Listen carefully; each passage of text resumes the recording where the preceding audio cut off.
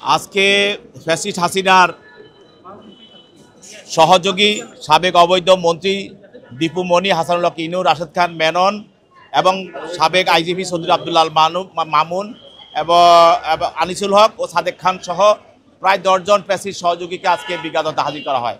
তাদের মধ্যে দীপু মনি, ইনু এবং মেনন, তাদের বিরুদ্ধে 4 দিনের রিমান্ড মঞ্জুর করা হয় এবং সদুর আব্দুল্লাহ মামুন তাকে বিভিন্ন মামলার সরেস দেখানো হয়। আনিসুল হকের বিরুদ্ধে 3 দিনের রিমান্ড, সাদেক খানের বিরুদ্ধে 3 দিন রিমান্ড মঞ্জুর করা হয়। তাদের পক্ষে তাদের আইনজীবীরা ছিলেন, তারা রিমান্ড বাতিলপূর্বক জামিনে প্রার্থনা করেছেন। বিজ্ঞ আদালত উভয় পক্ষের বক্তব্য শোনার পরে তাদের বিরুদ্ধে রিমান্ড মঞ্জুর করেন এবং তদন্তকারী কর্মকর্তার হাতে তাদেরকে হস্তান্তর করেন। আর অন্য যারা আসামি আছে তাদেরকে শুধু সৌনের দেখানোর জন্য আবেদন করা হয়েছে, তাদেরকে গ্রেপ্তার দেখানো হয় এবং তাদেরকে জেল হাজতে প্রেরণ করা হয়।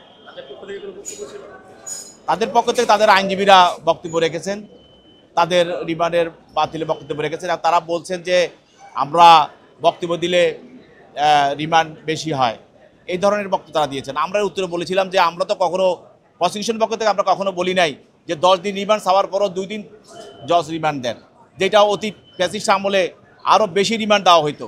কিন্তু 2 দিন তো একদিন আনতে এবং একদিন নিতে সময় চলে যায়। তারপরও আমরা প্রসিকিউশনের পক্ষ থেকে বলি নাই।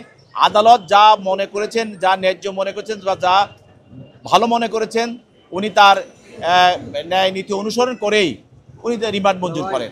তো তারা এই ধরনের বক্তব্য বলে জনগণের মধ্যে একটা বিভ্রান্ত সৃষ্টি করা এবং মানুষের ভিতরে একটা তাদের অনুকম্পা পাওয়ার জন্য তারা এসব বক্তব্য দেয়।